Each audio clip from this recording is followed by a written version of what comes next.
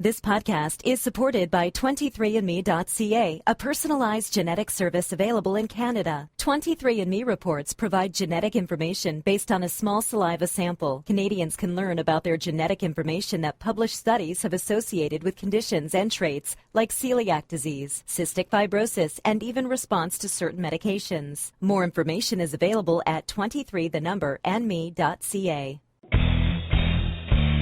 Welcome to the BS Show. Are you ready to shoot the... The BS Show would like to thank their sponsors. Jack Cameron, accredited mortgage professional. Jack can show you the way home. Graco Impact Sports, providing top quality combat sport equipment tested and used by all levels of athletes. Dominate your world. RepoSales.ca, specializing in vehicle and equipment recovery, liquidation, and sales. Hemmings House Pictures, the global movement media makers, helping tell your brand story to the world and accelerate the momentum of your movement. Farmbox Films, capturing stories the way you want to remember them. Greetings, fellow humans. Welcome to the BS Show, the one, the only podcast dedicated to combat sports and mixed martial arts in Atlantic Canada. I am your host, Boyd Sharpe, joined as always by the Trash Man, Mr. Rick Trash Canyon Doyle. Evening, Rick. Finally, Trash Canyon has come back to the BS Show. Glad to be here, Boyd. I'm guessing you're riding high off of WrestleMania last night. Oh, brother, man, I'll tell you, that was an awesome event to watch. I was so jacked up on it. And, you know, the people that know me know that I come from a pro wrestling background. And I don't follow it. I don't watch it on Monday nights or whatever, and kind of been out of the loop. But I always make a point to watch WrestleMania. It's such an event. It's such a spectacle. And you can snicker about it all you want, but when I look at it from a pro wrestler's perspective, to see those guys put on such stellar matches, they're true athletes. And they take such a pound, and it's just awesome to watch it. Yeah, and the buzz is saying it's probably one of the best they've had in a dozen years or more. A lot of guys are saying just everything was just on target, everything fired off on schedule. They paced the show right. Everyone did put on a great performance, and everybody's talking about it today, whether they're wrestling fans or not, really. Yeah, my Facebook was lit up with it today, and I mean, it was a big event. It was in Levi Stadium in San Francisco, and I don't know what the exact numbers were, but it was something like 77,000 people, live watching this event. So whether you like pro wrestling or whether you don't like pro wrestling, it's kind of like, it's become one of those things like the Super Bowl that you just go watch.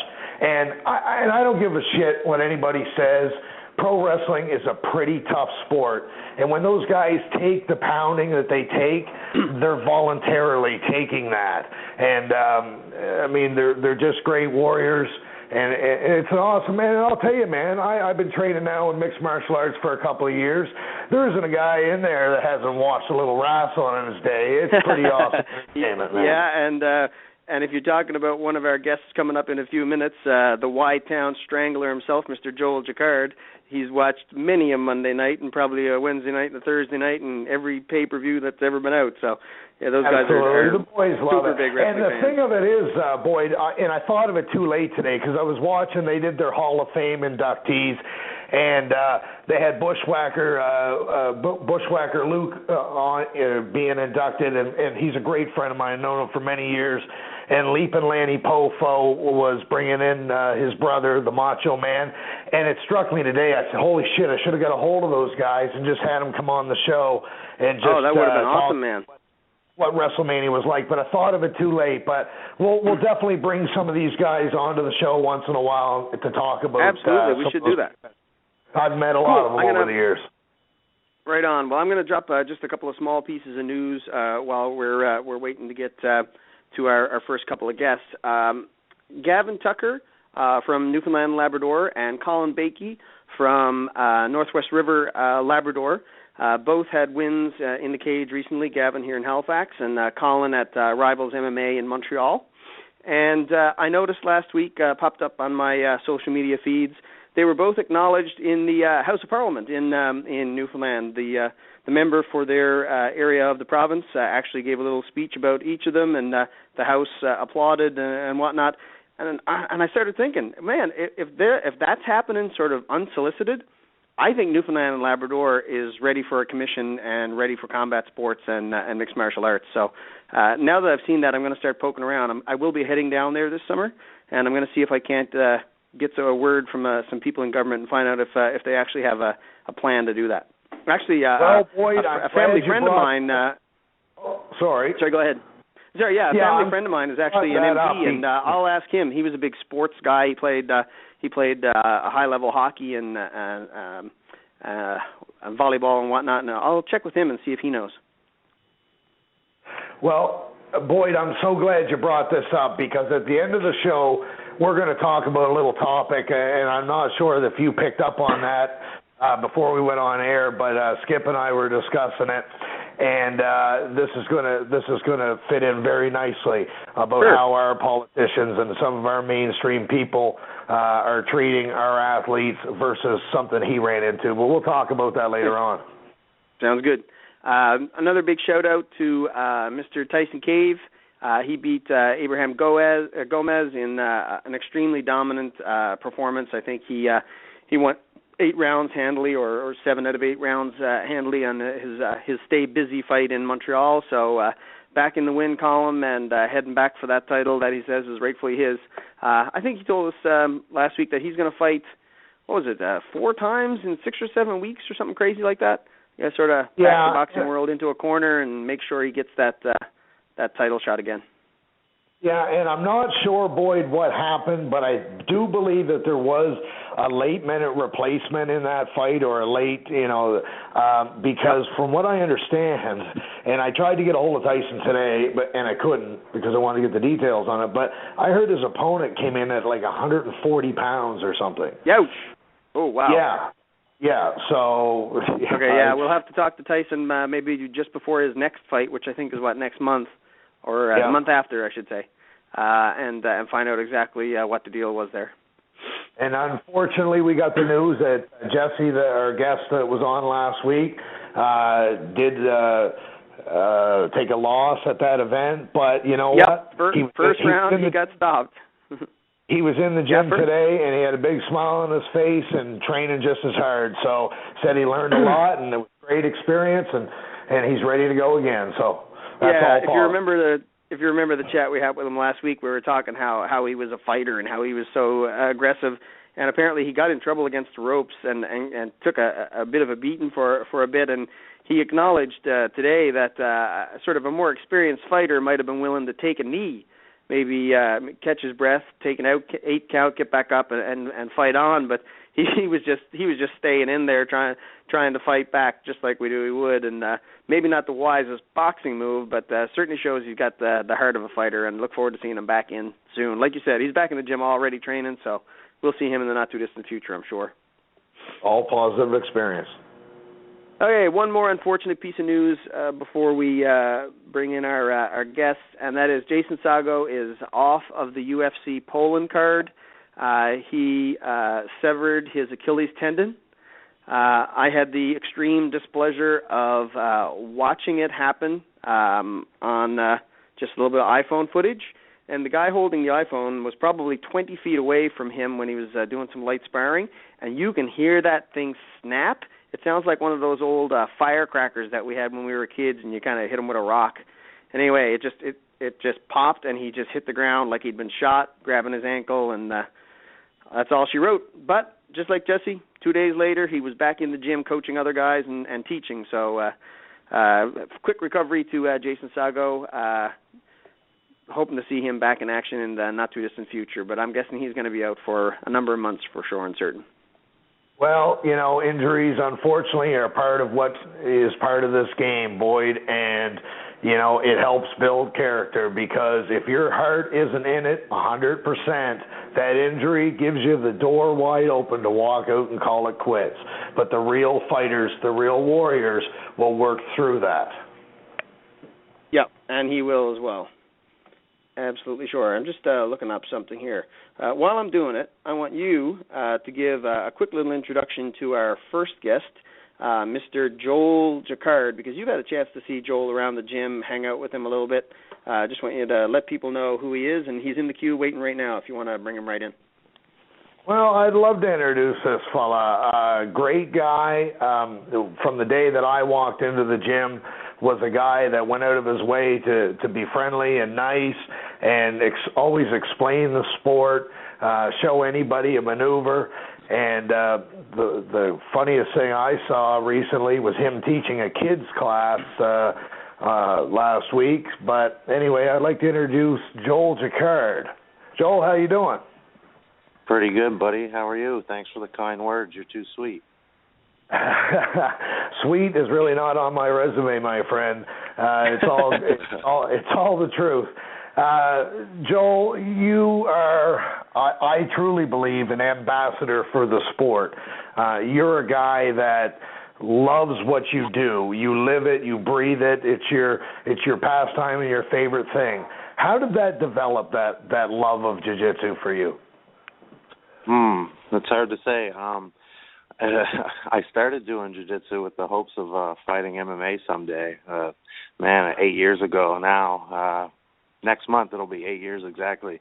And as it got going on, I realized I did some kickboxing fights and stuff, and I was like, man, like this getting hit stuff ain't what it's cracked up to be. Like, wasn't as fun to me. So I really started gravitating towards jiu-jitsu, and I don't know, me and jiu-jitsu just clicked. Like it made me happy. It made me just, I don't know, appreciate life. Like it just made me feel better about myself, and it was fun doing it, and it got me in shape. When I first started, my first tournament was 2007 in April, and I weighed in at 258, and then now I compete at 190, 200. So it done a lot for me, and I think I really gravitated towards it because it was so fun, and I made some of the best friends. All my friends now are through jiu-jitsu. It seems like I barely have any friends from my old hometown, which is unfortunate, but it's just the way things work out. Yeah, it's an absolute lifestyle. There's no question in it, and I can really see from a distance the kind of camaraderie that you have with your rolling partners.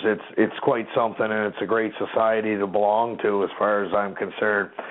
Now, Joel, I know Boyd wants to be more specific with you and ask you about the what you have coming up in these tournaments and whatnot. But before I pass you on to him, I kind of want to ask you about the kids class that I saw you do the other day. And I'm normally I walk in there and there's tough, gruff Joel Jacquard sitting there with his big bushy beard and his curled up ears. And I'm thinking he should scare children, honestly. But you had such a good way with them. Is that a tough thing to do, or is it something you really enjoy? I really enjoy teaching kids, and teaching in itself is very difficult. Like, you got to get good at teaching. Just like you do at jiu-jitsu, you got to get good at doing technique. And I always explain it to people. I remember the first time Kevin asked me to teach a beginner's class, I was like, oh, my God, this is so stressful. What am I going to show? Are they going to like it? And it's like, okay, did the beginner class, done that a couple times, it got easy. And then they asked me to do an advanced class, and I was like, oh, my God, this is going to be hard. And done that a couple times, it got easy. Then finally they're like, hey, we want you to teach kids class. Are you able to do that? And I was like, kids class? How do you teach a kid jiu-jitsu? How do you explain to them why they are doing this ridiculous movement called a shrimp? It was very difficult. But me and John Gale started off the kids class at Titans, and he had an approach to it that worked really well, and he kind of showed me the ropes. And the more I do it, the easier it gets, and the better the kids get the techniques. It makes it much more easier. And now I have to say one of my favorite things about jiu-jitsu is teaching kids and teaching anybody. In the last year, I really love teaching people, and I'm always open for, random people from other gyms will approach me like, hey, can we train? Absolutely, we can train. I'll show you anything and everything I know. I don't hold nothing back. There's no secrets in jiu-jitsu. Everything's on the internet, so there's no reason to hide anything. So I love teaching. But yes, the kids, I'm telling you, the happiest moment I had so far is watching the kids do their first tournament, whether they win or lose. you tell them it don't matter if you win or lose. You either win or you learn something. And they're so mature, and you're so proud to see them be happy even after defeat. It's really a great moment, and yeah, it's very fun. I love teaching kids. Dude, it was pretty cool because I was walking through the gym and I just kind of took note of it that you were teaching the class, and I walked in and did a little something, and then it kind of caught my eye, and it came back, and I sat down and I started watching for a while, and it was kind of one of those holy shit moments to me where I realized that you were great at your sport, but through learning your sport, you would also become a great teacher, because that's not an easy skill to do. So congrats to you. I still call you the Wolverine, but hell of a job. Thank you. Go ahead, boy. That, man. Yeah, if anybody hasn't had a chance to see Joel compete, and there is some stuff on there from, I think, the last time you competed at the New York Open, but for a little bit more information, in the life of Joel, the story of Joel's life, when they make the movie, he's going to be played by Zach Galifianakis, so that'll give you some idea of who he is. Yeah, that'd be an honor. Before I bring Nate on, Joel, what's your belt level right now, and how much sort of high-level outside the Maritimes competition experience do you have at this point? I am currently a purple belt under Coach Kevin Taylor, and outside of the Maritimes, let's see, I remember in 2012 was my first time competing outside of the Maritimes, and I got Josh Presley to thank for that, man. Like, when I started training at Titans, we became instantly very close, and he showed me the ropes on how to compete, or how to, be a good competitor and have the confidence to go outside of your comfort zone, which at the time was the Maritimes, and go to Montreal and just do the best you can do. So that was the start, 2012. Since then, I competed in Montreal for the Abu Dhabi trials 3 times, I think, and I've been to the Boston Open 3 times, and then New York I've been just once. So I only have 7 international or big competitions, and I guess you could put submission series on there too, because I had the pleasure of fighting an out-of-town guy. Absolutely, you can. Yeah, so that was a great experience. So I guess 8 times I competed against high-level people or out-of-town. Nice. So you're not a novice. You're not a novice at this point. So going to New York and Boston, as you will be in a couple of weeks, and we'll talk about that in a minute when we bring Nate on, is something that you're going to feel pretty comfortable going into this. You're looking to take care of business. This is not something you're doing for the first time just to learn the ropes. Yeah, well, I don't know.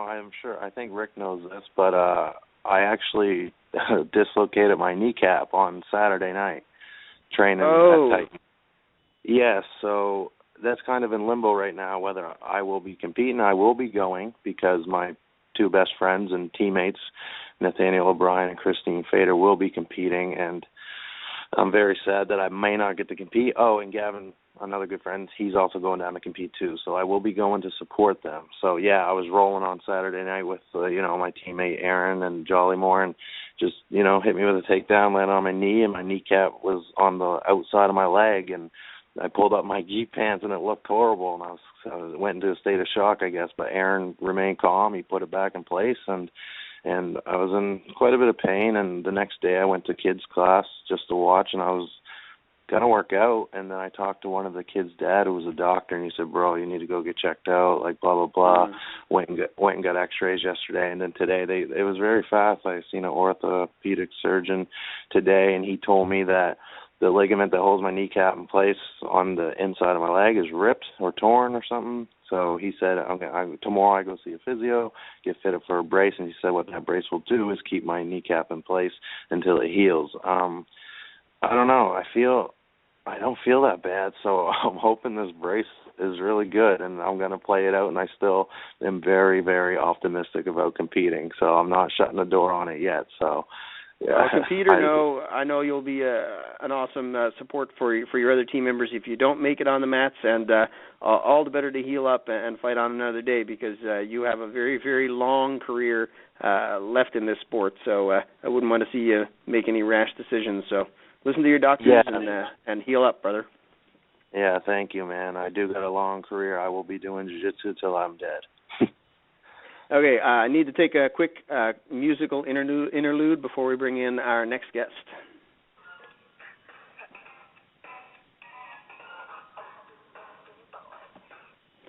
That is Janet Jackson, Nasty Boys, in honor of our next guest, Mr. Nasty Nate O'Brien. Sorry to make you wait, sir. How you doing?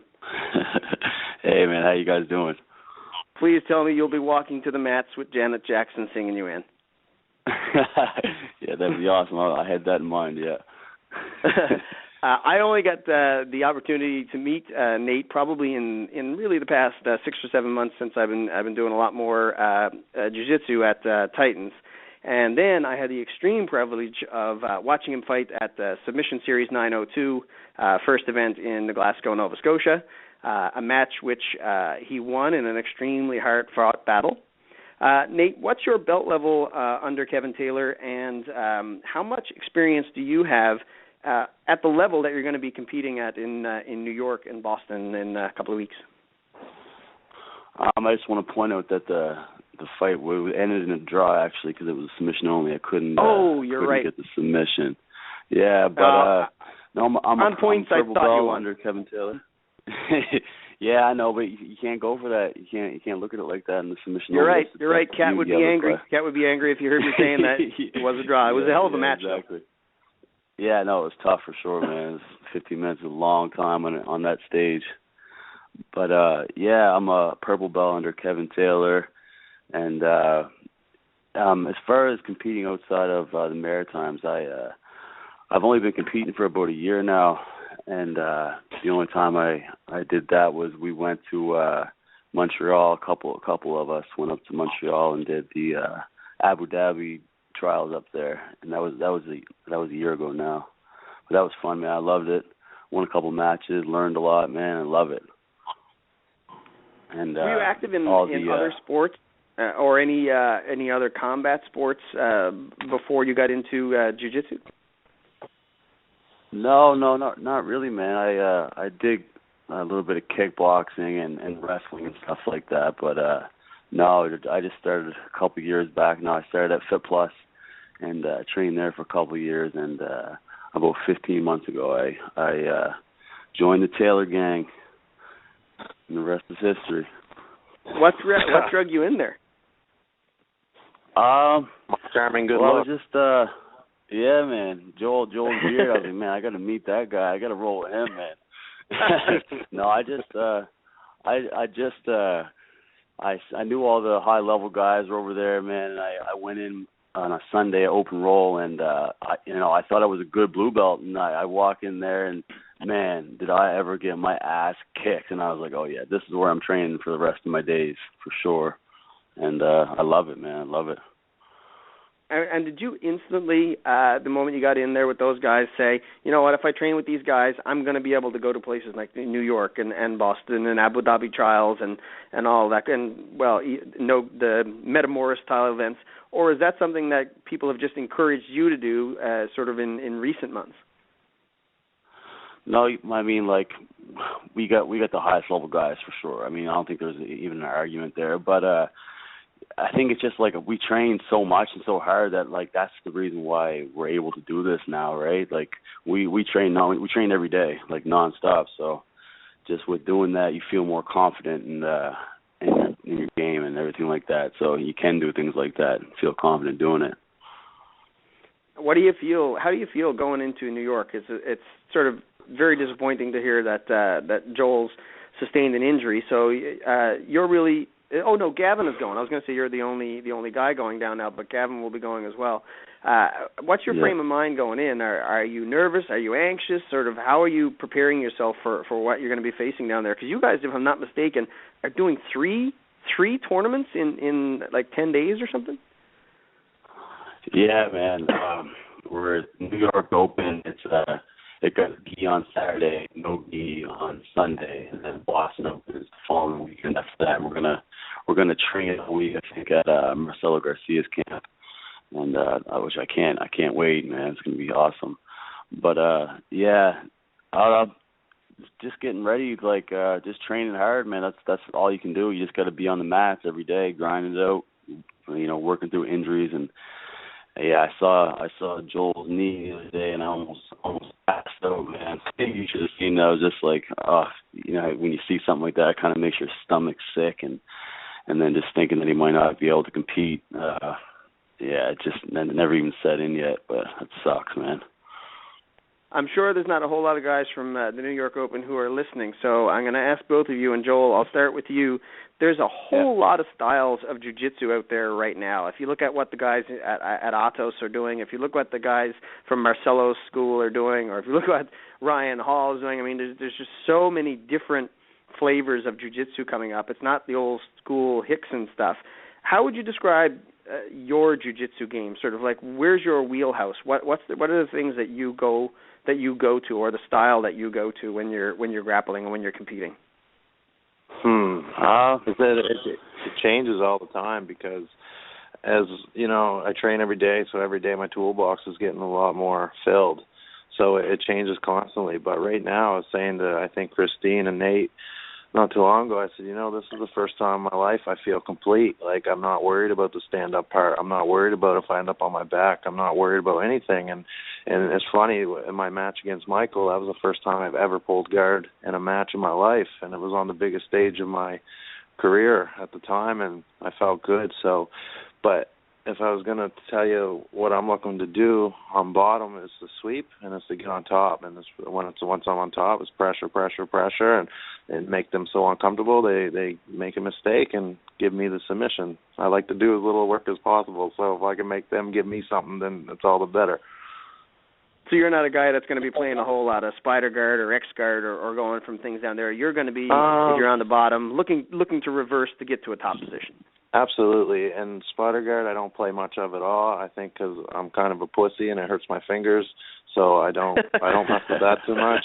I'm more of like an open guard player. I like the collar sleeve grip, and if they're close, I like butterfly, and of course deep half. I really like deep half. That's probably my favorite. But yeah, and I'll probably never submit you from bottom, unless you're a bum, but I will sweep, and I will try and get on top, and then from there is pressure, and everybody knows I like the Darce choke, and then it sucks everybody knows because I never hit them anymore, but thankfully for that, I'm better at other things now, so yeah, I'm definitely a better top player. I use my bottom as almost like to survive and get on top and then do my damage.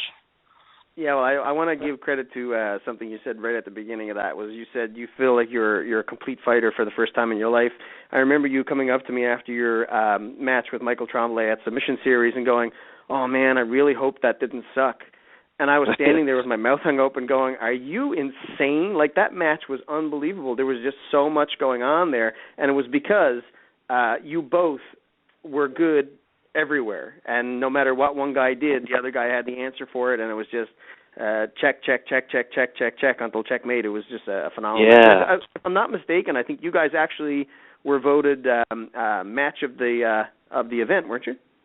Yeah, we got fight of the night. People vote it, and that's and if I lost the match, but that's one way to make you feel better about losing is at least you entertained, and that's always the goal. At the end of the day, like, if you lose a match, it's going to happen. I lose every day in the gym. It's not that big of a deal, but I want people to like to watch me, and that's all I ask. I work hard, and when me and Michael fought each other, we both kind of knew whoever got on top was probably going to win, but I just want to show I'm not scared to be on bottom anymore. I love playing guard, and I think you put somebody like me and Michael together, we'll put on a crazy match every time because we're 2 for 2 now. We fought twice, and both of our matches were crazy. And yeah, when I first got back, I was like, shit, man, I just sat in deep half the whole time. That was garbage. Like, and then you told me that, and then since then I watched it probably 50 times, and I'm like, yeah, that's pretty good. I'm happy about that. So it was fun. That was the funnest night of my life to watch.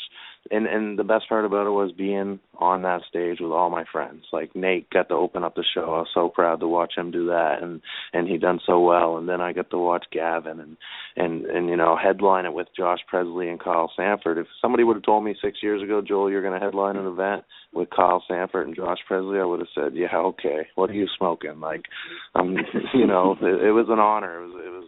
It was such a fun time. Nasty Nate, I'm going to throw it over to you.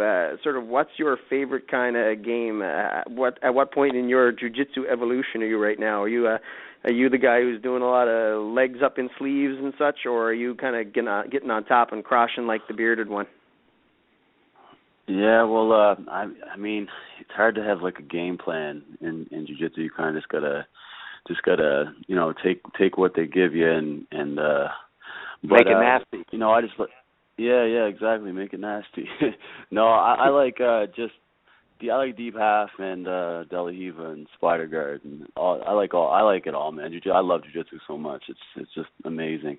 But yeah, I like just doing whatever I have to do to get on top and just passing with pressure, just put the pressure down. But like I said, you can't really, especially going to New York, you don't know these guys' games, and as soon as you slap hands, like you can't really have like a game plan cemented in because they might have like crazy styles that you don't even know of, right? So you just got to go with the flow. Sweet. Mr. Doyle, I believe you got a question for Nate and Josh. Jump in. Joel, sorry. Yeah, Nate, thanks very much for coming on the show. Man, thanks for having me. You guys are awesome. Cheers. This question goes to either one of you guys. You know, I sat back and just loved this conversation. It's so cool to listen to you talk. And on the show, we talked to lots of BJJ guys from different gyms, and every gym has its own atmosphere. Some are more relaxed than others, and it's all good. What I see from you guys is a real competition angle, which is awesome. This must be financially very draining on you to go to these competitions so far all the time. Yeah, definitely. Yeah, BJJ don't pay the bills.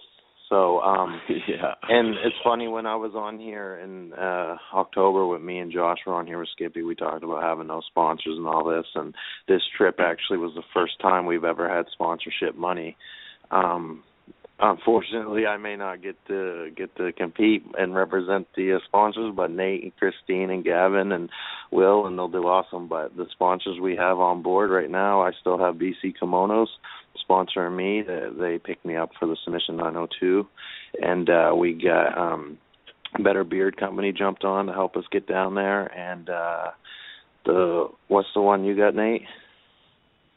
Yeah, it's Bike Monkey. They're on Roby Street in Truro, Nova Scotia, and they get all the best bicycles and bike equipment and bike servicing. And give a little shout out to them. You can check them out at bikemonkey.ca and like them on Facebook too. Yeah, and another sponsor we have is Mr. Donaire from New Glasgow. He's Aaron Tingley, I'm pretty sure his last name is pronounced. He jumped on board and also helped us out to get down there. So we're very grateful for those 4 sponsors, and we couldn't thank them enough.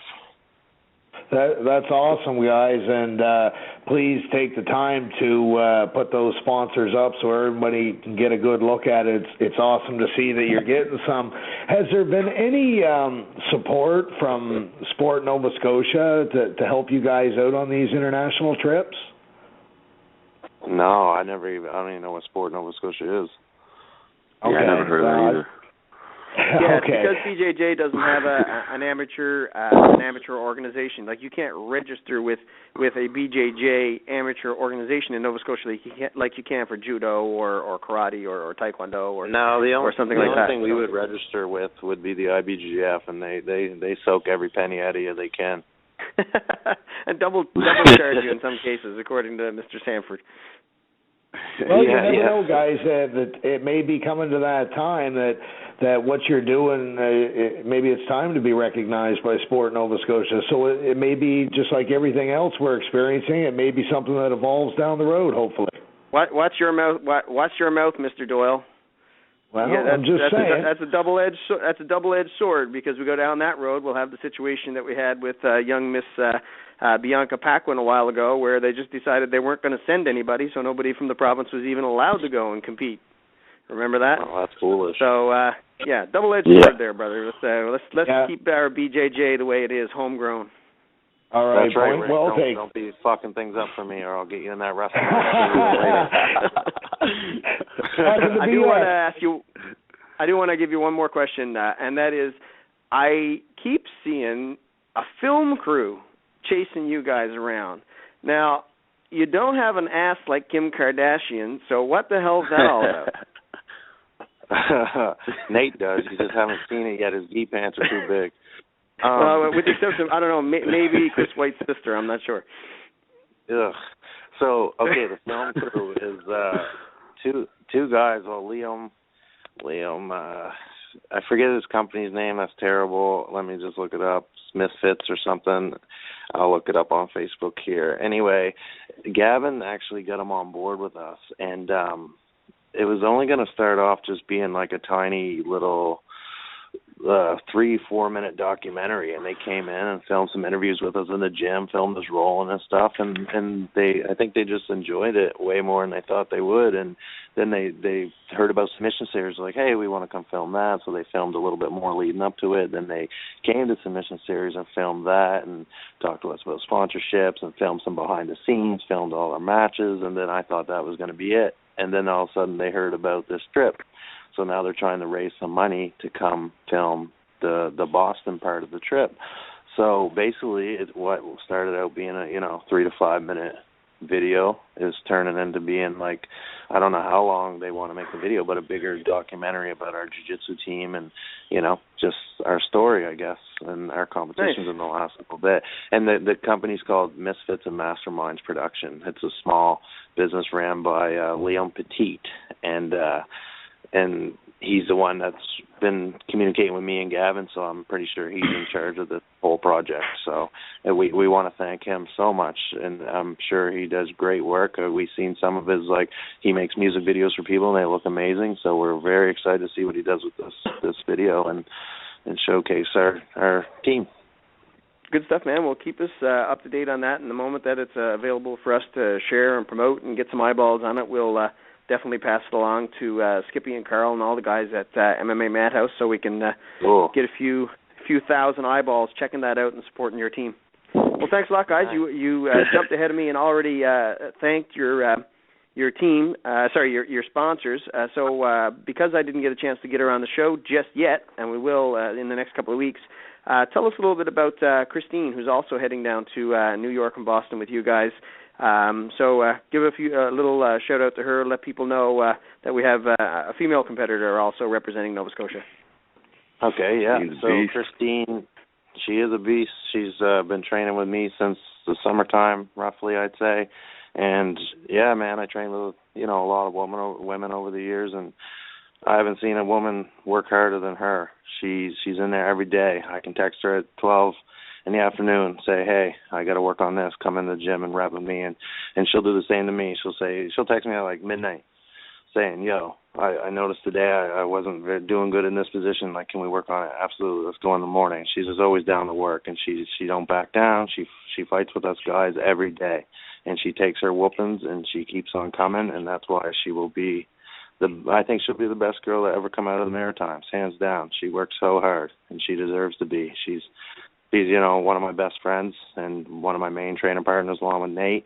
We go in a lot together, and we work hard, and yeah, she's right up there with all of us, man. She's grinding, always. And she's also going to be one of the first 2 women to compete on the Submission Series Pro stage. Is that also right? Yeah, that's right. She'll be facing a girl from Ontario. And yeah, nobody deserves that opportunity more than her, because she works, like you said, she's the hardest working female in the Maritimes. So I'm very happy and excited for that match. She's going to do awesome, and her competitor that she's facing is very tough, and it's going to be a great match. It could even take fight of the night. So who knows? I'm excited for it all. I'm excited to watch her train for it too. Well, we're going to be doing a couple of ladies only shows in April. Rick and I are going to take the night off and turn it over to our co-host Amy Pitt. So I got a funny feeling that she'll be getting the call, because there's a lot of people out there who are interested in what women are doing in combat sports, and this will be a great opportunity for the ladies to get together and promote what one another are doing all through the Maritimes. Yeah, that's awesome. Good for them. Awesome, man. Thanks, boys. Best of luck in New York. Joel, best of luck with the knee, and we'll be following everything as it unfolds. Cool, man. I appreciate it. Thanks for having us on. Take care. Janet Jackson, get that on the iPod. Take care, guys. See you guys. Lots of fun stuff going on, but sucks to hear about Joel, man. That's the nature of the sport, Rick? It's called a combat sport for a reason.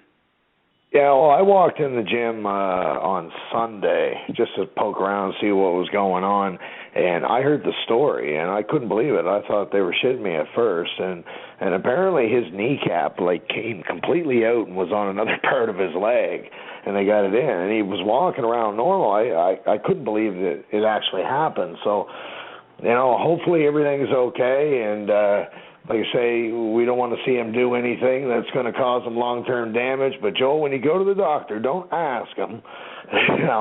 Just say, listen, man, I know it's going to hurt, but is it going to cause any more permanent damage? That's the way you got to look at it. That's the Rick Doyle way. Well, that's the way you got to look at it. Drive it till the wheels come off, Rick Doyle. It was a great conversation, and I enjoy it. And I hope that if other people that are listening to the show, if you have teams going out or groups going out from your club out to these type of events or anything like that, let us know about it, because it's pretty cool when you hear about a team coming from a club and they're going to do a tournament. I think it's cool, man. Yeah, absolutely, and that's a good lead into our next guest, because I actually had to go looking for him. I called the people that I know that train at the various clubs around Halifax and throughout Nova Scotia, and just to say, hey, listen, is there anybody else going? I heard a couple of guys from Titans going down to the New York Open and the Boston Open. Is anybody else going? And somebody said, yeah, Dave Reynolds from Siapolista and Bushudokai is going down there. So we are fortunate enough to have Dave in the queue right now. Thanks for joining us, man. Awesome. Thanks for having me on. I really appreciate it. So I hear you've been, or let's take a step back. I'm jumping ahead of myself here. How long you been training BJJ? What's your belt and who's it under? And what's the level of your competition experience to date? Yeah, so it's actually kind of a funny thing. Is back in high school, I went to high school with Aaron Jollymore that trains at Titan, and me and him used to train way back in the day. So this would have been about 12 years ago for a couple of years, and then just probably about a year and a bit ago, I got back into it at Bushidokai and jumped on and never stopped. So I'm blue belt right now.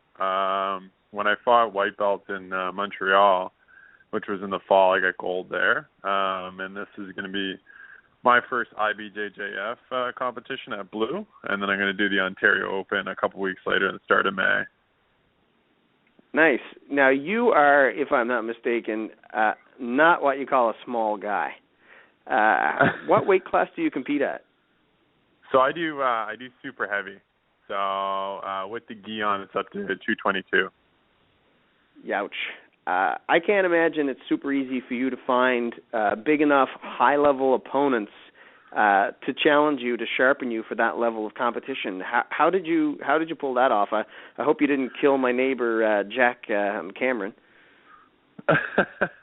No, I love training with Jack, but we've got a couple of really big guys at the club. JP, there's George, Jesse Allen, who fought in the submission series last one, and they grind me, they push me, and I try and use my size and strength as an advantage, but keeping the technique up there is a big focus for me too. So it's tough, but I tell you, we work hard. We did no-gi tonight, and we pushed it. The competition you're doing in New York.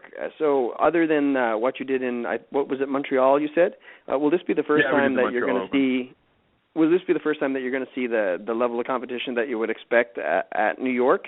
And what are your thoughts going in? I'm going to ask you the same question I asked Nate O'Brien and Joel Jacquard a few minutes ago. It's sort of like, what's your style? There's a lot of different flavors of jiu-jitsu out there these days. Sort of what style do you gravitate to? I think anybody that's rolled with me knows I love to slap on the chokes. Super big on Ezekiel chokes from all different angles. I love hitting a lot of arm bars too. But anything that I can do, play fire guard, even spider grips, and I even like the leg lock. So that's kind of a thing. If I can tie somebody up, get the position, that's my big focus. So it's I think going down to New York to kind of answer that question, it's going to be definitely my first time at a massive tournament like this. So for me, I'm super excited. I know I'm going to be super tested in my category, but I'm focusing on doing my best, winning that category, and then fighting the absolute. Nice. I'm going to ask you a little bit about your club, because I don't think have had anybody on the show to date, with the exception of Jack Cameron, from Siopolista. Tell us a little bit about the BJJ program that you have at Prosciutto Kai, and are you affiliated with any other clubs in the area? Who do you guys get your belts from, and all that good stuff? Yeah, so I guess I'll start with who we got our belts from. Is we have Edgar Lucchi, who's out of Brazil, and he comes up a couple times throughout the year doing grading, putting on seminars. But we've got 4 teachers that we have at the club, which is we've got Steve Greencorn, and we've got Courtney, and we've got Nick and Jesse Allen as well. And they're phenomenal coaches and great trainers, and they all have different skill sets, which I think makes the club unique, is that each person kind of holds a little bit different skill set, and we learn great from each of them. Nice. Works out well for you guys. Absolutely, yeah. And you know what, the thing that I love about the club is that there's definitely a diverse club set up. There's a lot of people that it's their first go, so they're brand new fresh white belts. And we've got some people like Jack that have been there for a while, that black belt in judo as well. So, and we've got a couple of guys that are older, and they're not as young as the other ones, but those are the ones you got to watch out for sometimes. So it's you get definitely a mix of everybody, which keeps you on your toes, which I like. No doubt. Rick, do you want to jump in before we wrap up with Dave? Yeah, I'd love to. Thanks very much for coming on the show, Dave. Great interview with Boyd.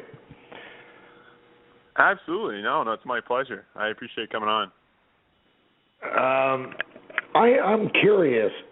You're a pretty big guy. We don't see a lot of big guys in BJJ, or in this area anyway, for the most part. What attracted you to the sport? Yeah, that's a good question. It's funny. It was just always one of those things that I was always big into kind of wrestling. I think from the old school wrestling, and I just always felt that whenever I wrestled with anybody, I always seemed to get a great position and be able to kind of dominate. And it just kind of came up. I don't know how I even ran into doing the Valley Tudo back in the day, but I popped down and I did one class, and this was back in high school, and I was about 235 in high school, and I loved it. It was one of those things. It was a kind of a crazy relationship, because you're so gassed by the end of it, you don't know if you can come back, but you can't get enough of it, so you keep coming back. So that's kind of my I shouldn't say love-hate relationship, but it's something that kind of keeps pushing me and keeps testing me, right? Do you think there's a reason that we don't see more bigger guys involved in the sport?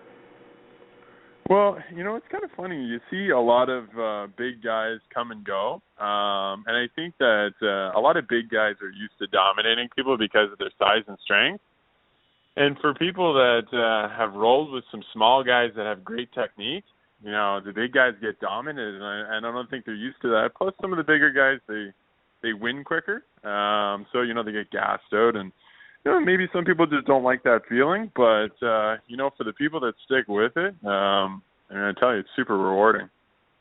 Now, was that something you had to deal with when you went in there? Was there a bit of an ego or chip on your shoulder, or were you pretty level-headed when you went in? Well, I was a blue belt when I had trained in the past, but I went right back to the white belt, and I think I was confident that I could hold my own. And, really going back into a true BJJ environment, I was doing the cardio tap-outs for probably the first month and a half. So it was definitely humbling to see some, really small guys, smash me, every day. But, that's what motivated me, too. Yeah, that's awesome, brother. So to go to these competitions now, is that something you had dreamed about, or just something that evolved with time? I think, it was one of those things that I got into the sport just because I love the sport. And as I kind of connected with some more of the teammates there at Prosciutto Kai and Siopolista, they kind of said, hey, we've got some tournaments coming up. You should compete. Because, this point I had put a couple months in and, got some respect around the club. And I just, I never even thought of the competitions. But, once I went to Montreal and really just kind of saw how it all went down, well, I can't keep my eyes off the IBJJF website and, thinking about, should I go to London, in the summer? Should I go to, Boca Raton? It's just one of these things that, my wife's telling me, my God, just pick one or pick two. That's awesome, brother, and the best of luck to you, and good luck on this adventure you seem to be on. Sounds great. Thank you very much. I appreciate it. Well, Dave, Rick mentioned it earlier when we were talking to Joel and Nate, but it's not a cheap thing to do, and as Joel said, BJJ does not pay the bills. So I want to give you an opportunity now to give a shout-out to any supporters you have, whether they're financial supporters or people that just take care of life back home and let you train and then go off and compete and do all these great things. So take a few minutes to thank all those folks.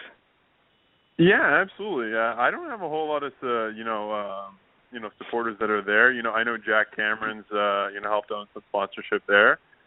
But, mainly, I guess to kind of thank my work a little bit that, they're really flexible, that, let me take the day off on Fridays and Mondays. And, I know as we come a little bit into more, there's going to be some more people that get on board. But right now I'm trying to, kind of collect as many people. I know Bell's going to support, some of the Submission Pro stuff that's coming up. But I think once I get a couple medals under my belt, I'll probably see some more support. Get some of those skills like Joel and Nate and Christine. Good stuff. Well, thanks a lot for joining us, man. We look forward to you guys going down there, representing well, coming back home, and we'd love for you to come back on the show and tell us how that whole experience was. That'd be great. Thanks very much. Take care, Dave. Thank you. And Dave, I know you probably haven't done a lot of these interviews, but when you get an opportunity to thank your sponsors and supporters, your wife, brother, right off the bat. I was just going to say, dead man walking.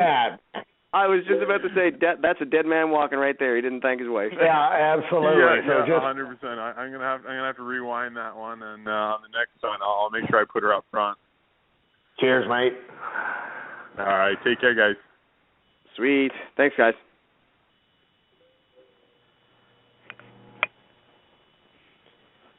Awesome. Okay, let's throw away the point jiu-jitsu, and let's move on to the hottest submission story in Canada. Submission Series Pro, getting ready for their second event in Halifax, Nova Scotia, then taking over Canada, and as I heard today, then the world.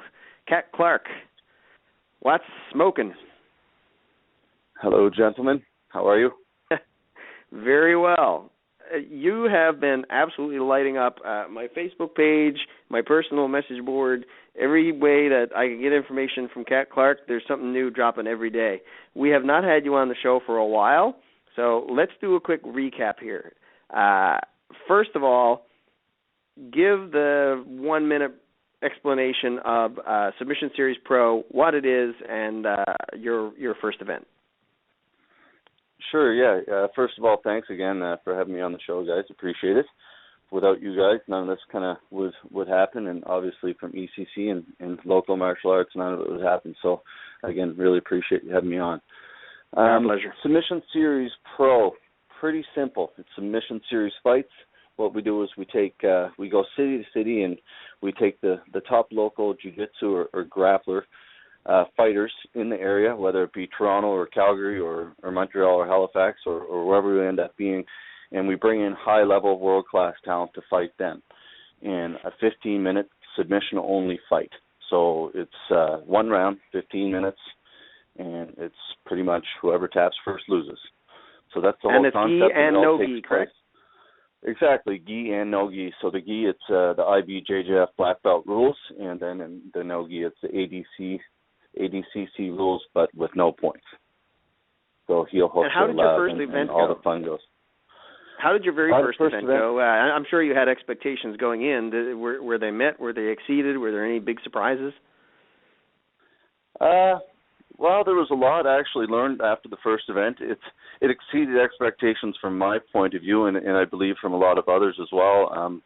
Again, we've spoke about this in the past. I'm very committed to what I'm doing here, and I'm also kind of experienced in the events and also in the jiu-jitsu game as well, so it's kind of a no-brainer to put them both together. And when we did this, we had kind of local expectations of starting small, and we did it smart, and we sold out the theater in Glasgow, Nova Scotia, with about 300 seats at the end of January. So we figured, with the support here with the local community, said, we can do this in Halifax, and then the steam just continued to build and build and build, and it's literally taken on so many different forums here in the last even 2 to 3 weeks, all over the world, and people are contacting us to get involved. So it's really, really great, and it's moving the sport, which is the whole concept, right? It's Submission Series Pro, that's the name, but at the end of the day, it gets local fighters out and gets their name out and moves the sport of jiu-jitsu. And when you say you bring in world-class competitors to fight the local guys, I mean, that's not just lip service. I mean, you are actually going out to the greatest jiu-jitsu schools in the world and bringing those guys in to fight the local talent. Was it Marcelo Garcia's school where you had 2 or 3 competitors on the first show? We did, yeah. We had two of the top guys from the world-class brown belt dream team, in Jonathan Satava and Mancher Kara. We flew them down from New York City, and Munch, he fought Josh Presley, and then we had, of course, Jonathan Satava tap out the legendary Kyle Sanford there with 1 second left in the main event. So that was really exciting, and this time around we went to the other coast of the United States and decided to go with the other top team in the country, which is the Atos camp out of San Diego. How many guys do you have coming up from Atos? From Atos, we have 3 guys coming from San Diego. We have Michael Liera Jr., who is the number 4 ranked black belt in the upcoming standings for this year. And then we have right behind him Andros Brunauskas. And then we also have Pete O'Neill, who is a purple belt, and he'll be taking on the legend Mike Kitson here from Nova Scotia. So we have those 3 guys, and then we also still have 2 gentlemen from Marcelo Garcia's academy. 2 of those guys from New York City will be flying up as well, and also a couple. Sarah the Bully Smith will be coming in from Toronto, and Jason Gagnon will be flying in from Vancouver. So they're coming in from all over the place. And who are the local guys that folks who listen to this show might recognize some of the names? Who are the Nova Scotia Maritimes-based fighters that we can expect to see this time? Yeah, this time around, actually, and obviously these guys and girls are the key component to the show, and to sell the tickets and get the support behind these guys to, hopefully build momentum behind them, and when they go to these trips to New York City and Boston or these tournaments they compete in, to hopefully get more sponsors involved and, again, move the sport. But we have Christine Royal Fader. She's going to be taking on Sarah the Bully. She's from Halifax, which is really neat because that's the first female fight we're going to do, and Sarah's a very popular name out of Toronto, and Christine's a very popular name here on the East Coast. So she's going to fight as well. We have lots of names. We have David Reynolds, who's going to take on Marco LeBlanc, who you just had on your show there earlier. As well, we have coming up in the main card. Just before the main card's a really exciting fight is Matt McGrath and Nick Nahas. That's going to be a barn burner, a no-gi. That's the main event of the prelims, and that goes into the main event, which features a couple Halifax guys in Hoodrich, Rich Konachevich. He's taking on Jason Gagnon, and then you have Mike Kitson from New Glasgow, who's obviously a big guy in the judo community and MMA and jiu-jitsu community. Then you have coming up into Josh Wincey, the black belt from Titans. He has a really, really tough fight on him, but he's a stud. He's been around the game for a long time, and that's why you book these fights for guys like that. So, and then to finish it off, we have Jared McIntosh, which is you don't really need to say too much about Jared, as you guys know. He's probably one of the classiest individuals in the sport, and deserves a shot like this, and I'm really, really proud to be able to do something like this for these guys. Awesome, man. Rick, jump on in. Cat, thanks so much for coming on. You are a cool cat, brother, what you're doing. Thanks, man. I appreciate it. Well, again, what you guys do is it's the same idea, right? It's all about giving back. And by the way, I never got the chance to speak to you, but congratulations on your win there a couple weeks ago. I was in the crowd, so good work. Thanks a lot, man. I appreciate it. I see so many people excited over this that I talk to around the gyms. It's so great what you're doing. You're bringing an international spotlight to our neck of the woods, and our guys are just responding to it, and it's growing, and it's such a pleasure to be a part of. I could ask you a million questions, but I know Skippy is our producer, is a big fan of what you're doing.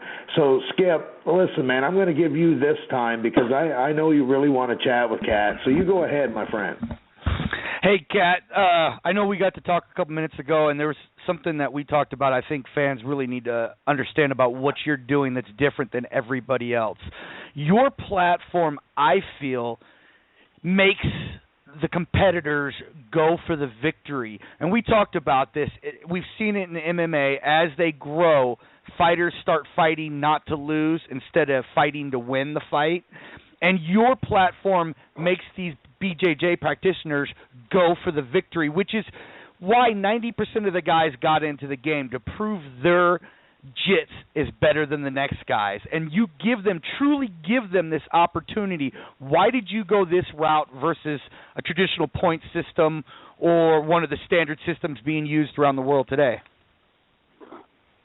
Well, people actually, that's a great question. People ask me that all the time, and it goes back to the same old story. Everybody says the same thing, whether it's a local tournament or whether it's on television or whatever it happens to be. They just say, this isn't exciting for me from a fan's perspective, and I always say that's because we were brought up in that World Wrestling Federation generation where you throw them up against the ropes and you eat the turnbuckle and all that kind of crap, right? So how are two guys or two girls laying on one another supposed to be exciting when they're they pass the guard and they win or they lose by 2 points? That's to me, as a fan, as a promoter, that is not exciting. So I totally understand where people it's a passion thing where it's a goal, it's a lifelong achievement to win an IBJJF medal, and I totally get that, and I really, really respect that, and I respect what they've all done. But at the end of the day, like you said, this is a little bit of a different concept, and it's about going out there and getting after it. And these guys and girls, they have something to prove, and that's the big difference as opposed to having something to lose. So when our last event, we had 8 fights and 7 finishes. And if you look at some of the top other events in the world, not too many of them can say that. And a lot of them can say, they probably had 10 fights, but maybe 2 finishes or 3 finishes, and people want finishes. You look at the UFC, all you hear is people in the crowd going, knock him out, knock him out. And unfortunately, that's what you get, but that's what people want. And, in jiu-jitsu, people want submissions or, chokes or whatever it happens to be. So that's what we're going to provide. And we're also going to give an outlet for top people to kind of give their name and get out there. So.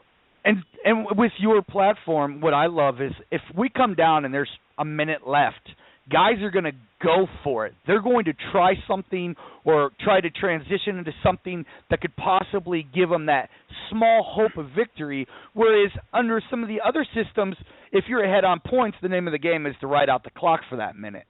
So I love it. It's exciting because we saw it on your last event.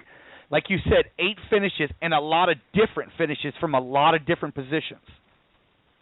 Oh, exactly. Everything was so different. And, if you speak to Jonathan Satava, he'll be the first one to tell you, or any of the guys that trained his club, it's the first thing a lot of them posted online was say with the knee bar finish, because he just never goes for knee bars when he trains or fights. But it's when you're going in 15 minutes to fight, and the very last second, he decided to pull it out, and you never know what happened, and sure enough, he got it. So, it's something. You look at Gavin Tucker's fight, which is a really exciting fight. I was watching that the other day from our HD kind of Eastlink angle that we're about to drop here in another 2 weeks, a big show across the country, which will be free on cable television. But Gavin had a really beautiful fight and a lot of really nice transitions with Kent, and it was just really nice to watch. And that's what it's about: people going for it, nothing to lose, everything to gain, right? 100% agree. Rick Boyd, this is your show, so I'll just say, Cat, last time we had a full studio. We showed it at the bar. Everybody loved it. We're going to do it again for you, and we're excited about your next card, and I'm glad to see some SoCal soldiers coming up to Canada. Of course, and stay tuned. You never know where we're going to end up next, and hopefully I'll find myself out in California before all is said and done. Take us somewhere where there's no snow, Cat. Well, you never know what's going to happen. Guatemala, how's that sound? Yeah, there you go. I like it. Let's go for a week. A lot of people were able to watch this on a live stream. And do you know what the numbers were like for the first event? And are you planning on streaming events in the future? Are you ever going to go to a pay-per-view model? Sort of, what are the plans for making this available to an international audience to help grow what you're doing? Yeah, we are going to stick with the free stream, the free HD stream. We've changed up a little bit. We had some issues with our last stream, obviously, with the camera angle and a couple things like that due to logistics and things arriving, and they just didn't. So the plan was for 2 camera angles at the last event. It just didn't work out, so we only ended up with the one in a terrible position. So from this event, it'll have the 2 cameras streaming in HD, and it'll be free, and we will always provide a free stream for everybody and around the world, and that's the whole idea to build this sport. We want it to be very simple. We don't want them to have to do anything. They can sign up, put their name in, and log on and watch a free stream and watch some really good jiu-jitsu and kind of expose themselves to different parts of the world where it's not always California or Brazil or wherever it happens to be. So awesome. You're probably wondering about the pay-per-view a little bit too, but pay-per-view for me, I don't know, like it's a different route that I think when you're Eddie Bravo or when you're the Gracies or something like that, you can maybe get away with that a little bit more. But at our point of view, like when you're charging money, you got to have it perfect, and otherwise people don't come back. And especially when we're trying to grow, we don't have the names that they have just yet, and we're getting there. And it's just one of those things where we want to keep it free and available to everybody. So I doubt we'll go to pay-per-view anytime soon. Absolutely glad to hear it. It's all about growing the sport. It's all about promoting the sport, and I think this is the number one best way to do it, and we just hope that the business community out there sees what's going on here, sees that there's a huge potential audience, and supports these events with sponsorships and other forms of revenue rather than having to charge the general public, because this is a fantastic sport, a fantastic event, and the more people that can see it, the better. So I like what you're doing.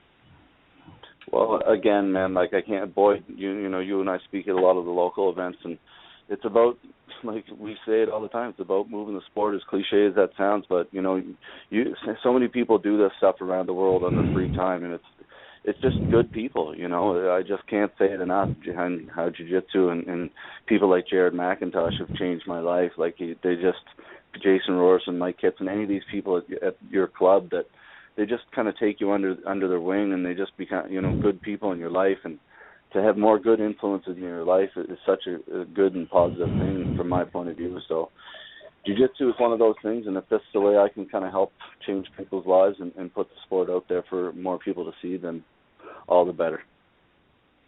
So Halifax is going to be in June. We've pumped up that card a little bit, and I'm confident it's going to be a sellout. I'm confident it's going to be a fantastic show. What's next for Sub-Series after Halifax? Well, we actually have probably about 3 or 4 shows we're working on after Halifax. We're going to head to Toronto. We're working on a confirmed date here. We'll probably release it in the next week or 2, but it's looking like the end of July, early August is what we're going for, quite possibly the first weekend in August. From there, we're going to come back to Halifax in September with quite a large fight there. Obviously going to stick and silent on these details, but the main events are getting larger and larger from every event. And so, like I said, we'll go to Toronto in July, we'll come back to Halifax in September, and then the plan is to go to Calgary in November, and then we have an international date set up for the early stages of the next year. Nice. Love what I'm hearing. Cat, absolute huge pat on the back for you guys and everything that you've done thus far. I'm super glad that we got to get in on the ground floor with you on this. Rick points it out all the time. Every time somebody starts talking about the next sub-series event that's coming up, there's just so much buzz. I mean, folks like their MMA and folks like their boxing, but this submission series event just seems to be really capturing people's imagination. And the first event went off so smoothly that I think word of mouth more than just about anything is going to put a lot of extra asses in seats this time around in Halifax. Well, and, you know, I really appreciate that, and everybody that came to the show that drove down there in the dead of winter and to New Glasgow. It was a really far drive for a lot of those people, and I can't say enough to the people. Thank you very much for showing up to that first event, and for all those fighters that took part in that first event, and for all the people behind the scenes. Like, there were so many people, whether it was sponsors or the guys doing the stream yourselves, or you know, Sally doing so many articles, or you have the fighters that trained for so long and then actually went out there and competed so hard. You know, without them, this just wouldn't be possible. So, you know, their day's going to come where they're going to get repaid in a large way, and that's kind of the plan, to get everybody out there, and it wouldn't be possible without everybody I just named. So I appreciate all that kind of good word, those great words that you're kind of speaking about sub-series, and hopefully we can continue. Awesome, man. I know you've had some people that have come on as financial backers and supporters of the event, so I want to give you an opportunity to thank those guys as well. I know BC Kimonos, everybody brings them up. We're a big supporter, and I'm sure there are hopefully a lot more lining up. So take a minute or two and give a shout-out to those guys. Yeah, there's been so many. You know, I don't usually do that in case to be honest, I leave anybody out truthfully. But at this point, we have some really big people getting involved in Hook Sweep. Is hooksweep.com down in Texas. They've been a really big help for this upcoming event, and I can't thank them enough for what they've done. It's kind of an online platform, and it's Keenan Cornelius and Munch and all these guys, Andres Brunauskas, are part of that. So they've been a really big help. And obviously Brett out in BC, BC Kimonos, I can't say enough about him. The product it's wonderful, wonderful people, great service, and that's, again, they've helped us from the very beginning. And we have some big news to kind of announce with them coming up into our Toronto event. Some really, really big news to announce with BC Kimonos, so we're looking forward to announcing that. And then we have other ones like BJJDepot.ca, like out in Vancouver. They've been helpful as well, really, really helpful. And so many people, Jiu-Jitsu, Grapplers Planet, VHTS, Mr. Donaire. I know I'm going to miss a few here, but even people writing articles in Jiu-Jitsu Magazine or Jiu-Jitsu Style or locally, there's just so many people involved, and I feel like I won an Oscar, but I really appreciate it all from the bottom of my heart, and hopefully when I see everybody personally, then they'll understand when I give them a hug. Yeah, I tell you, it was really nice to see work from Martin Blaze and David Brown showing up in Jiu-Jitsu Magazine just recently. Really was a good feeling to see, because two of those guys put so much volunteer work into promoting mixed martial arts and now submission grappling. It was awesome to see them rewarded by having their work in a big-time magazine. Well, and again, Boyd, like, as you know, like, I'm committed to sticking with those guys. In my opinion, you look at some of these photos around the world at jiu-jitsu events, and then you compare them to Dave Brown and Martin Blaze, the difference is not very much, in my opinion. Like, those two are two of the best that I've ever seen, and they're going to stick with me with whatever event I'm doing, and wherever it happens to be. If I can have them, they're going to be the official guys there every time. So hopefully we'll see a lot more of that in the future, and a lot more articles, and get them more that, you know, of the work that they're doing, because again, like you say, they do so much for so many people locally and show up to every event. And definitely can't say enough about David, what he does for jiu-jitsu, and Martin, what he does for MMA. So it's wonderful to have them working both together on this. Awesome, brother. I'll give you one final opportunity. Any other piece of news that you want to drop before you get out the door? I know you got lots of stuff in the hopper. It's all about timing.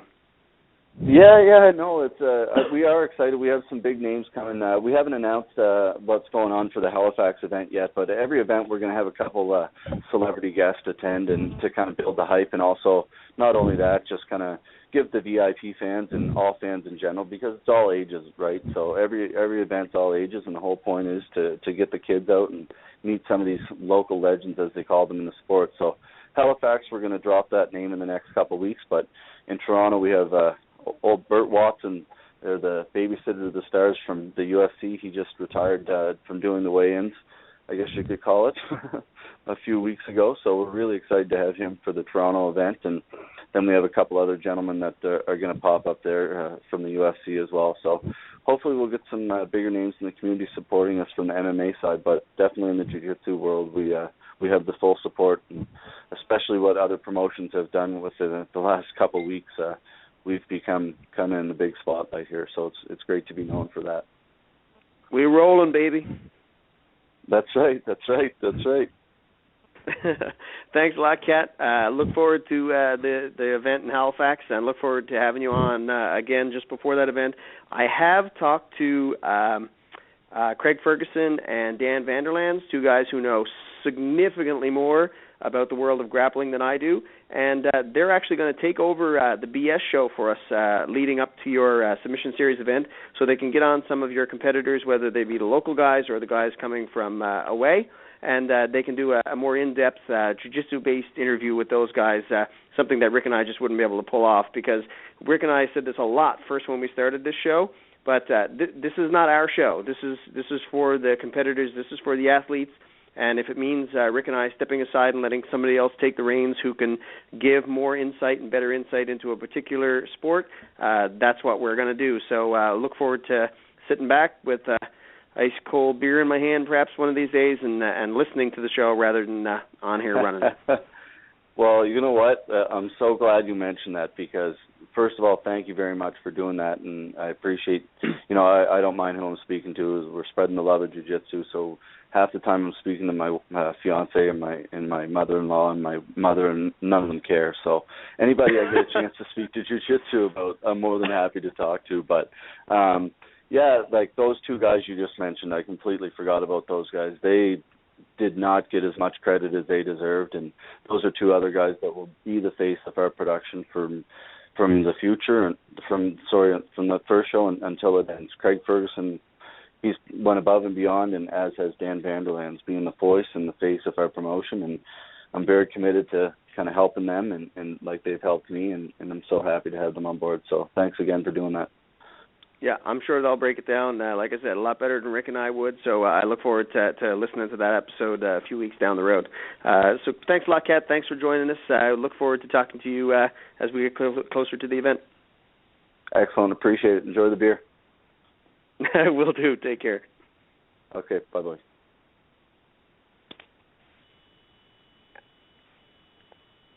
Busy night, Rick. Man, that was a fun interview just to sit back and listen to, I'll tell you.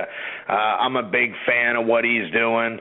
I think the last one Skippy had broadcast, I think he had told me like 18 countries were watching it. It's such a thrill to be involved in something at a ground level when you know what it's going to become.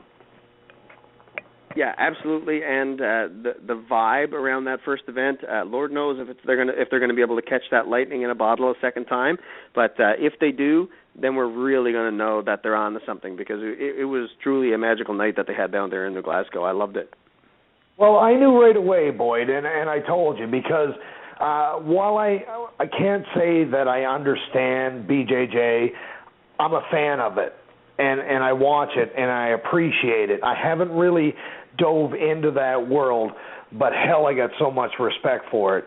And, I can understand the submissions. I can understand that. And Cat kind of joked about and put down pro wrestling a little bit, and we'll talk about that later on.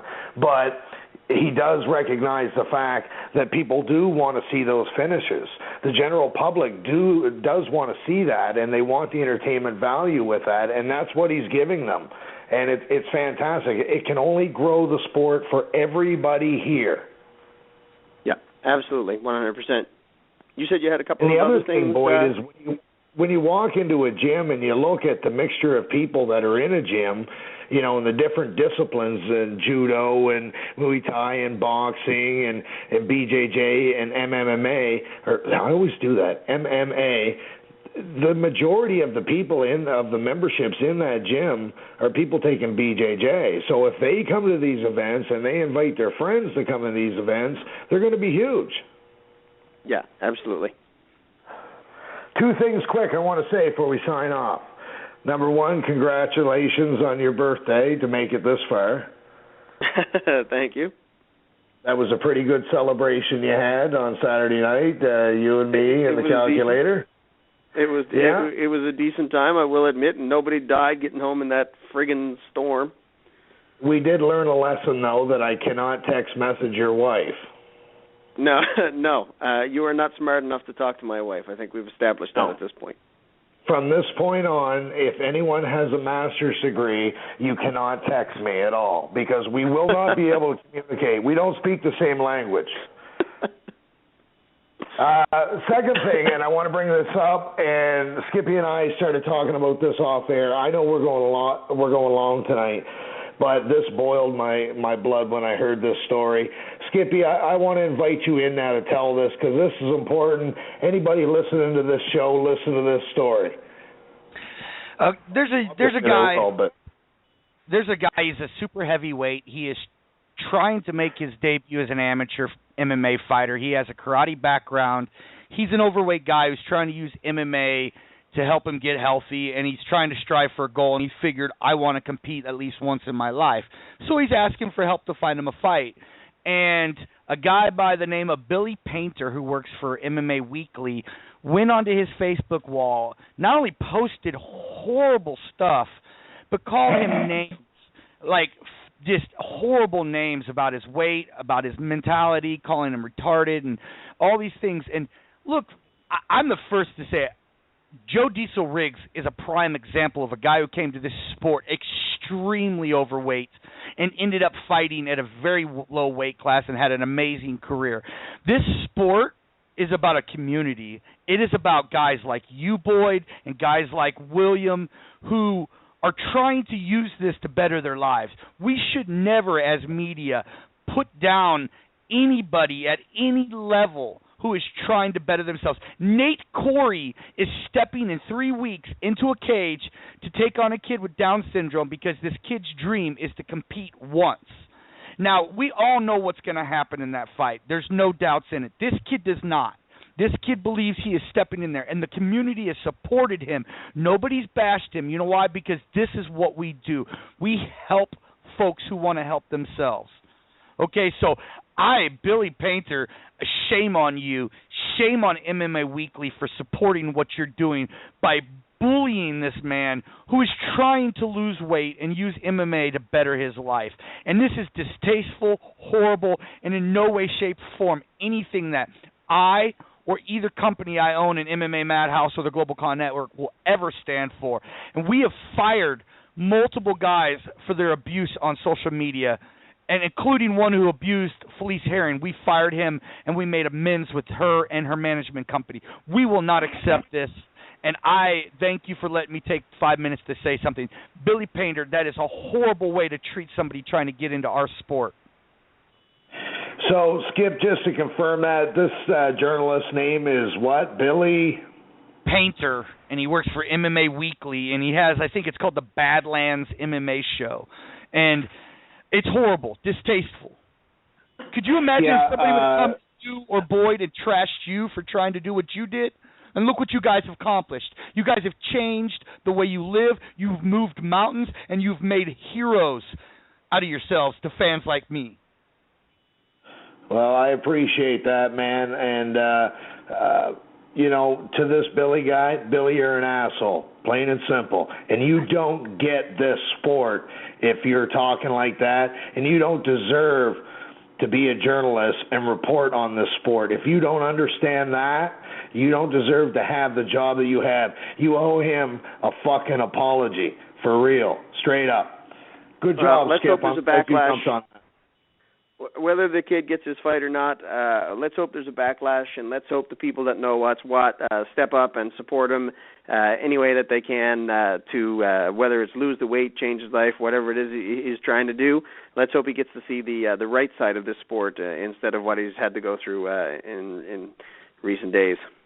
Amen, Boyd. And so you guys know, we're very close to flying him out to Oregon to fight on the Budo Fights card. I sat down with the owner and the matchmaker today. They are trying to put together a fight for May 9th to get him out here to have his debut. So we are working on helping him. Righto. Keep us in the loop. I will. Good guys, amazing show. Next time, can we just have Cat for the whole hour? Wow. I mean, that guy's great. We could definitely do a Cat hour. Might have to do that one day pretty soon. I do have a couple of other items that I wanted to get through before we get out of here. I want to give a big shout-out to WTF Women That Fight. Held their second women's-only roll. They held it in Fredericton. Snowed in Fredericton this last weekend. Looks like they had a great turnout. Love what they're doing. Looking forward to seeing them get that back on the road again soon, too. April 12th at Island Impact in Summerside, PEI. Henzo Gracie, Taylor Gang, Purple Belt, Sally Arsenal will be holding a 2-hour BJJ seminar there for free. Anybody who heard the words BJJ, Brazilian Jiu-Jitsu, or grappling before, wants to know a little bit more about it, walk your ass into Island Impact. Free seminar. Sally is an absolutely fantastic teacher, supremely talented grappler, super nice lady, and I can't think of a better way, especially for girls and women, to get an introduction to the sport than to do a seminar with Sally. So contact Richard Arsenal or Courtney if you're in the Summerside area, and get your butt in there for that seminar. I want to give a final shout-out here to the community of Spring Hill and is it Amherst? Rick, remember we had Justin Bourgeois and Jeremy Henry on, and they were talking about the support that they had locally and whatnot. I noticed one of them posted on Facebook the other day. He went into a local restaurant. He ordered a meal. Somebody recognized him, congratulated him on his fight. The manager heard it and comped his meal. Said he just wanted to thank him and support him in what he was doing, and gave him his lunch for free. So pretty awesome to hear things like that as well. It is everyday occurrence for me, but yeah, it's great to see it for other people. You'll get there eventually, Boyd. I want to give a shout out to a group of guys that reached out, said they want to chat. US Mentality. Don't know much about them, but looks like another group trying to help grow the sport, support fighters.